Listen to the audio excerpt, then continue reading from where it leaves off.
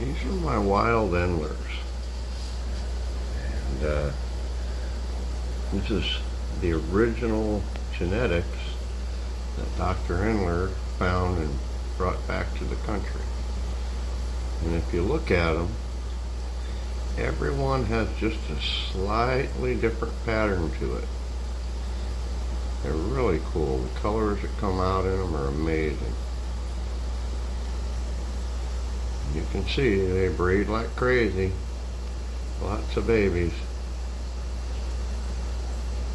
You see some of the younger males down on the bottom. They don't have any of the green in them yet. But I just think these guys are so cool. Such a cool endler.